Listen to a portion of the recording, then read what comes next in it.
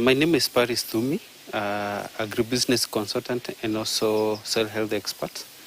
And I usually assist farmers. We walk the same journey with them so that they ensure every crop that they produce is something that is healthy and they don't encounter challenges which are involved with soil health. So soil is very important because it's the foundation of every crop production. When we talk about soil, we usually say never judge a book by its cover. And for us soil scientists, we usually say never judge soil by whatever is on whatever you see.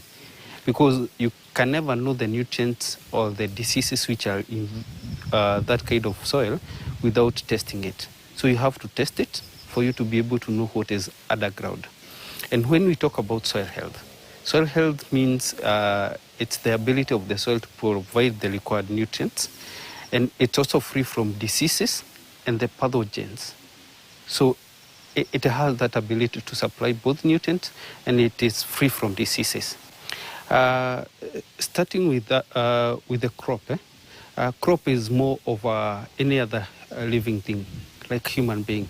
So for you, human being, for you to be able to be complete, to be productive, to be free from diseases, and also to be able to do all other activities with ease, you have to ensure that you eat balanced diet, because that's the foundation of your health and your productive life. The same applies to crops. For crops, you must provide balanced diet for them to be able to be more productive. You produce quality produce or quality yield, and also for the plants to be able to be free from diseases and some opportunistic diseases. So when it comes to crop production, we feed the soil for the soil to feed the plants. So you have to ensure that the soil is quality and has good health. So when we mentioned about soil health, so we test the nutrient available, starting with the soil pH, which is very important when it comes to crop production. So when we talk about the soil pH is the acidity or the alkalinity of the soil. And I'll give a very general example of what we mean by soil pH. It's like going to a hotel. I know most of the people love eating chicken. Let's assume it's fried chicken. It has all the spices, everything, the nutrient part of it is there. But now, when even the aroma is quite appetizing and something that you wish to eat, of course, it makes you even more hungry. But now, when you serve that meal, you realize the salt is high. Of course, you can't. Maybe the chef added like half kg in 1 kg of meat. So how can that meat taste? Of course, you won't be able to consume that meat. That's what happens to our soils. So our soils might be too acidic or too alkaline. When the soil is too acidic, what does it mean? Some of the nutrients will be locked. The likes of phosphorus, the NPK, they'll be locked and they won't be available to the crop. So, and when the crop misses those nutrients, it means at the end of the day, the farmer can't get quality and quantity yield. Furthermore, when it comes to pests and diseases, the plant won't have strong immune system. Therefore, it will be attacked by so many diseases and the opportunistic pests. So at the end of the day, the farmer will use a lot of money to control those diseases and pests, therefore increasing the cost of production. Whereas if the farmer started well, they would have saved that amount. Another thing, when the soil is too alkaline, it means some nutrients, the likes of micronutrients, the likes of boron, zinc, manganese, all those, they are also very important because the plant requires all the nutrients to have a balanced nutrition. So if they are not available, what does it mean? The crop won't have full potential of production. So the farmer will be losing.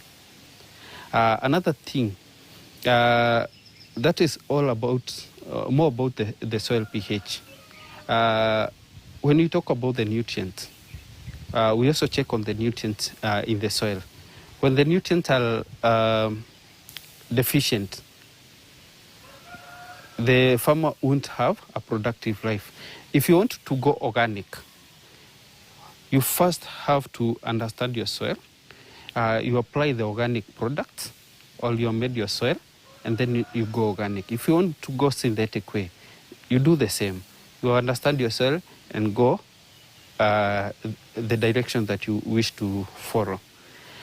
Because we usually say, some farmers usually say when maybe a crop has yellowish symptoms, it's all about the nitrogen. They always assume that, but it can be as a result of so many things. Maybe soil pH, nitrogen deficiency, there can be some pests and maybe some diseases. But we usually say, test your soil before you conclude. It's the same way when maybe you have fever and headache. You assume maybe it's a disease like typhoid, which might not be the case. So if you visit a hospital and they give you maybe malaria medication, if it's not that disease, then you don't have solution. So you have to understand the main cause of everything. You understand your soil so that your soil can give you a proper production. Yes. I mentioned about soil health comprises not only the nutrition and the pH part of it, but also the diseases and the pathogens in the soil. When we talk about the bananas, they are very susceptible to soil-borne diseases and also the likes of nematodes. Nematodes, they are living microorganisms in the soil. We have beneficial nematodes and we have harmful nematodes. For the harmful nematodes, we need them in the soil because they are beneficial. They assist in things like building up the soil structure, aeration, all those, decomposition, they facilitate on that. But remember, when I mentioned about the soil pH, those living microorganisms, if the soil pH is not okay, they also die. So they can't survive in that kind of soil. So you have to ensure you also check on that. So for harmful nematodes, they usually attack the plant roots, injuring or creating wounds in those plant roots. So at the end of the day, when the roots has those wounds, the wounds act as entry point for diseases. And those wounds also, because the plant roots are the mouth for the plant can't be able to uptake the available nutrients. So it's very important to ensure that you consider the nutrient part of it, the nematode part of it, and also you also consider the disease part of it for you to ensure that soil health is met before any crop production, so that you provide all that is required for your crop. Not only bananas, but for all the crops.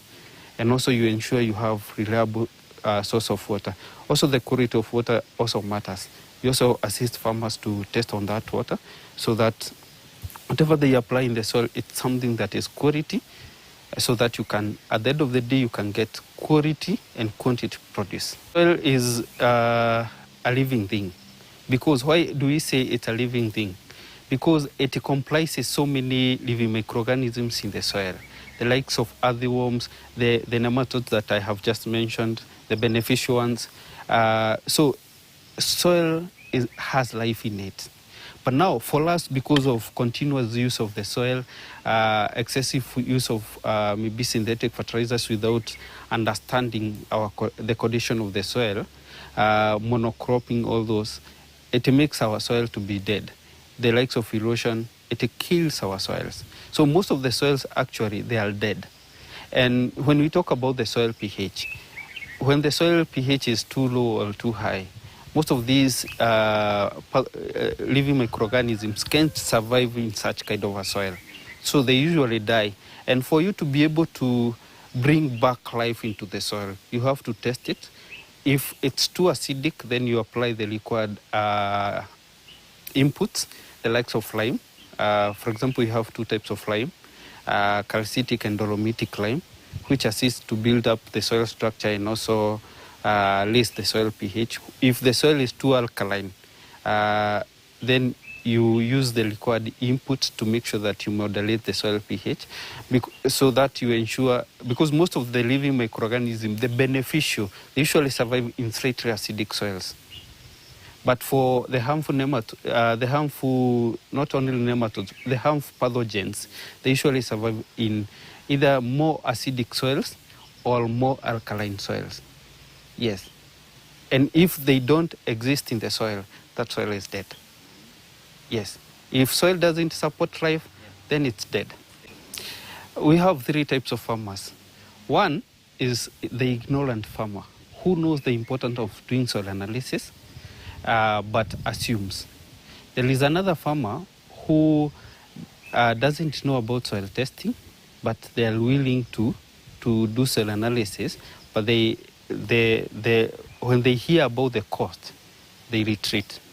The third type of the farmer is the farmer who knows or hears the first time, and they are ready to undertake that test. But when you consider the cost of doing analysis and the costs which fall when you don't do the analysis, I can assure you the cost of production when you do the analysis, at first it might be high, but with time the cost goes down. Yes, because you heard me mentioning about the immune system of the crop.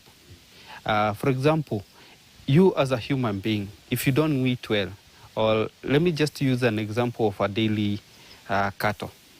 For you to be able to achieve 30 liters of milk per day, what do you need to do?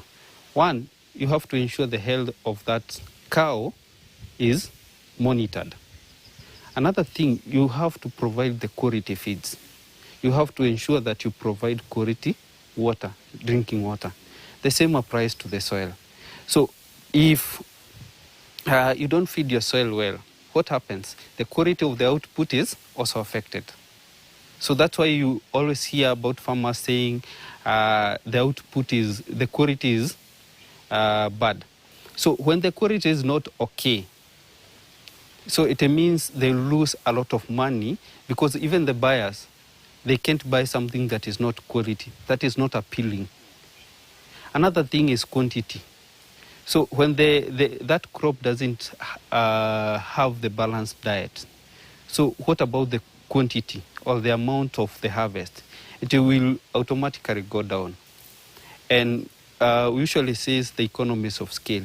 If a truck can come in this farm and leave this farm full without going around in other farms, they can buy at good prices. And also because you have plenty, you can bargain for your prices. Why? Because you ensured the foundation, which is the soil health, is well monitored. When we consider about the immune system, the opportunistic diseases and the pest, when they attack your crop, they affect the quality of your crop.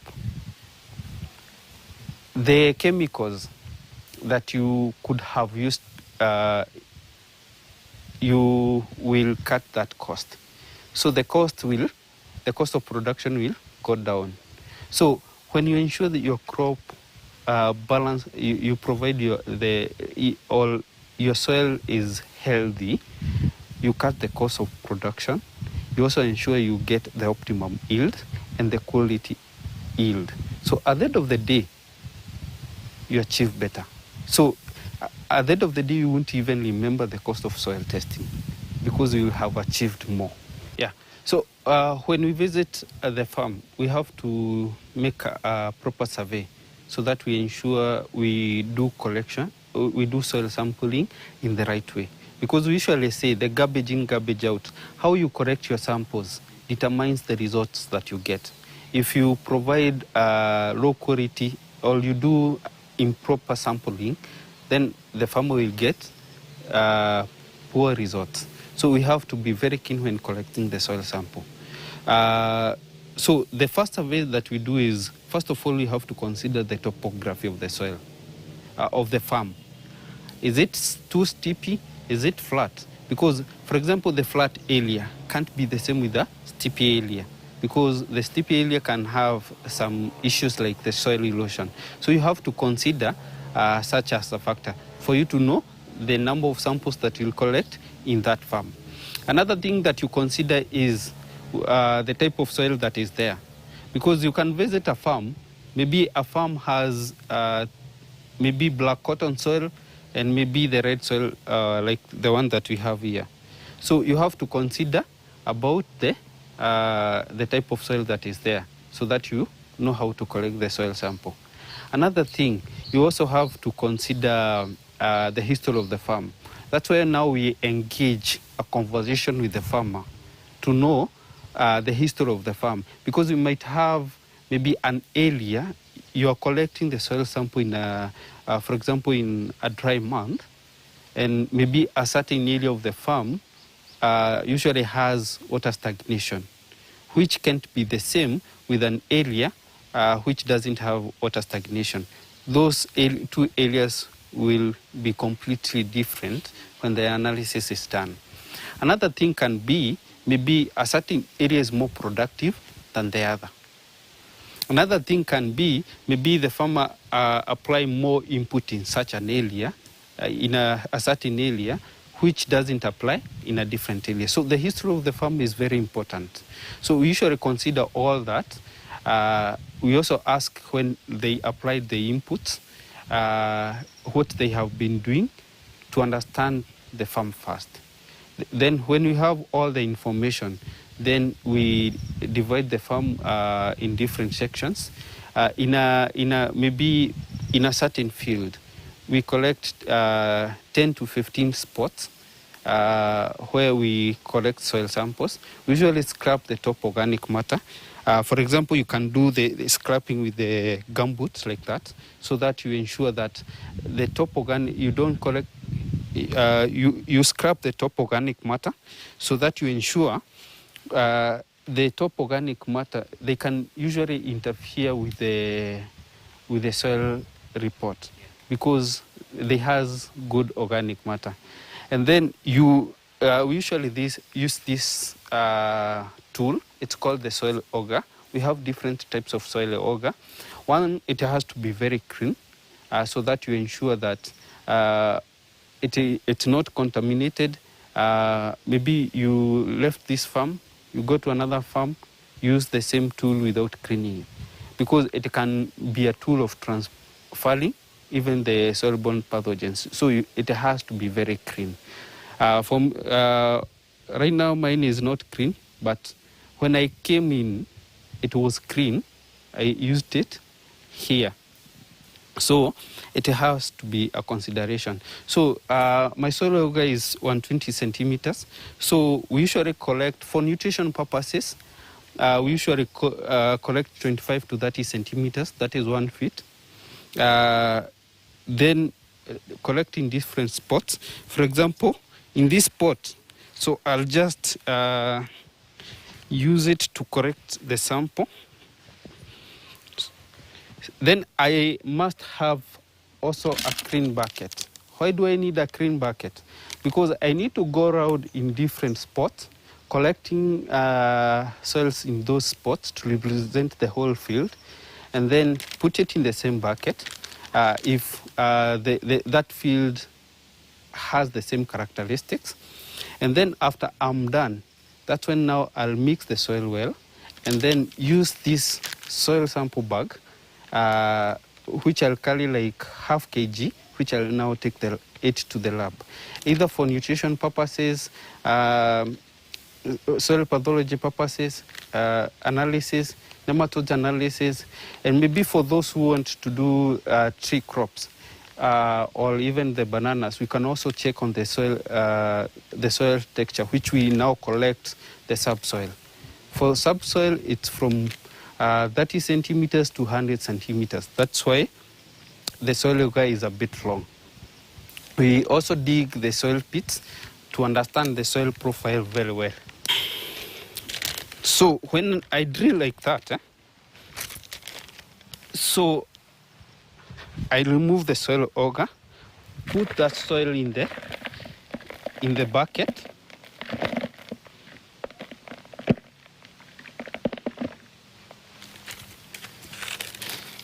go to another spot, scrape the top organic matter, drill the soil,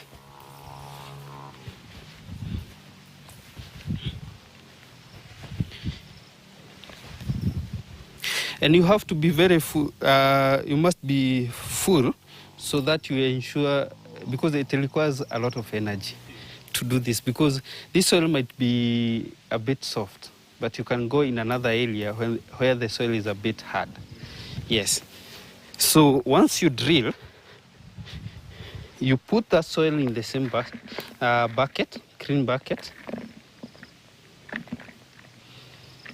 And one thing you should know, healthy soil usually has sweet aroma or has sweet aroma, but unhealthy soil or dead soil usually have a bad odor. So, and also we also have other plant indicators in your farm. I can come in your farm, maybe I see some crop indicators which can give me an idea of how your soil is. But I can't conclude until I take it to the lab. So, yeah, this smells good. It has sweet aroma. So it's not that badly off, but when we take it to the lab, that's when we'll now know. So when you go around the farm, you mix this soil very well.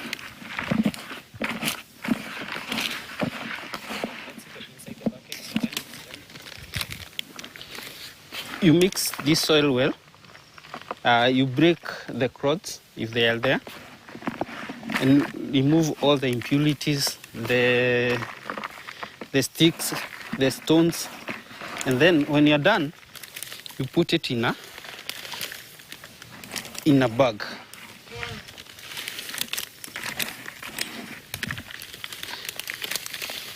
And to ensure that whatever you take to the lab is specifically for that farmer, we also fill the customer's detail or the farmer details here. The farm name, the farmer's name. You can also, if they have the farm manager, you can use that. The email address, the contacts, the crop that they want to farm. If you have separated different blocks, then you have to indicate maybe this is block K or plantain block. You have to indicate that, so that when you take it to the lab, you are very sure it's for that specific block and for that specific farmer. And then we put the details in the system. Whereas the people in the lab or the scientists in the lab, they can also use the recorded data, which should be the same with what you have recorded here. So there is no way that sample will ever be mixed up with any other farmer's sample. So at the end of the day, the farmer will get the reports which are specifically for their farms.